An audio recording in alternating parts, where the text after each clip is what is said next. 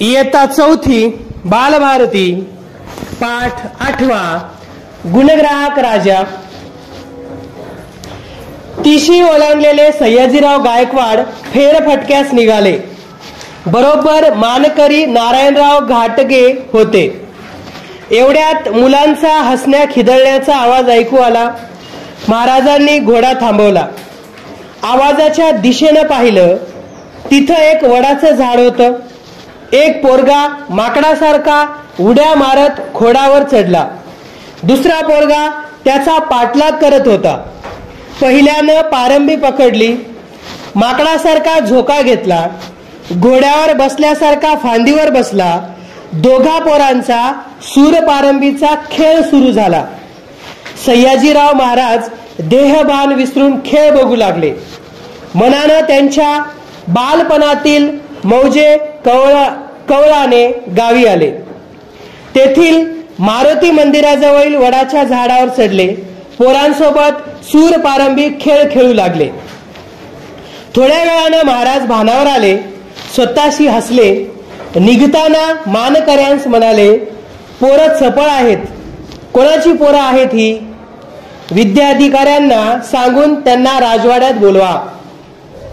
सयाजीराव गायकवाड राजवाड्यात परतले, पण वडाच्या झाडावर माकडासारखी चढणारी आणि उतरणारी पोरं त्यांना नजरेसमोर दिसत होती। घडलेला प्रसंग त्यांनी महाराणी साहेबांना सांगितला। त्यांनीही तो खेळ पाहण्याची इच्छा व्यक्त केली। सयाजीरावांनी विद्याधिकारी श्री काटावालांना बोलावलं। नजरबागेतली ती पोरं शोधून आणायचा हुकूम केला। नारायणराव घाटगे यांनी त्या पोरांची नावं व राहण्याचं ठिकाण सांगितलं। विद्याधिकाऱ्यांचा शिपाई त्या भागात पोहोचला। त्यानं पोरांचा शोध घेतला। गजानन आणि काळूला साहेबांकडे घेऊन आला। झाडावर चढण्याचा तुमचा खेळ बघून महाराज खुश झाले। हा खेळ महाराणी साहेबांनी पाहायचा आहे।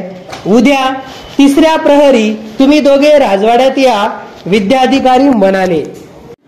गजानन हा यशवंतराव माणिकचा तर काळू रहीम चाबुकस्वाराचा मुलगा होता। महाराजांनी पोरांना राजवाड्यात बोलावलं। गल्लीत वार्ता पसरली। पोरांची उत्सुकता वाढली। तरीही घरच्यांना काळजी वाटू लागली, कारण महाराज शिस्तीचे होते। दुसरा दिवस उजाडला। विद्याधिकाऱ्यांनी पोरांना राजवाड्यात आणले। दोघांचे सदरे मळलेले होते, चेहऱ्यावर मात्र तरतरी होती। राजवाड्याच्या समोर मोठं झाड होतं। महाराज आणि राणीसाहेब पोरांना घेऊन तिथे आले। बरोबर 3 राजपुत्रही होते। बसण्यासाठी बाजूला सोफे ठेवले होते। काय नाव बाळांनो तुमचं? महाराजांनी विचारताच गजानन म्हणाला, माझं नाव गजानन माणिक आणि हा काळू चाबुकस्वार। छान, आम्ही परवा तुमचा सूरपारंबीचा खेळ पाहिला। आज राणी साहेबांना तो दाखवा। गजानननं काळूला खून केली। मानकऱ्यांनी सूर तयार ठेवला होता। 1.5 हात लांब व करंगळीच्या जाडीची ती काठी होती। काळूनं सूर हाती घेतला। एक पाय थोडा उचलून पायाखालून सूर दूर फेकला। गजानन तो सूर आणायला धावला। तोपर्यंत काळू सरसर झाडावर चढला। काळू आणि गजाननची झाडावर चढण्या उतरण्याची कसरत सुरू झाली। शेवटी गजानननं काळूला पकडलं। आता गजानननं सूर फेकला आणि तो सरकन झाडावर चढला। काळू सूर आणून त्याच्या मागे वर चढला। गजानन फांदीच्या टोकावर जाऊन लटकला। काळू जवळ येताच त्यानं जमिनीवर उडी मारली। पुन्हा तो खोडावर चढला। गजाननला बाद करणं काळूला जमेना। दोन्ही पोरं धावपळीनं घामाघूम झाली। महाराजांनी खेळ थांबवला। दोघांना जवळ बोलावलं। खुशीत त्यांची पाठ थोपटत ते म्हणाले, छान खेळलात।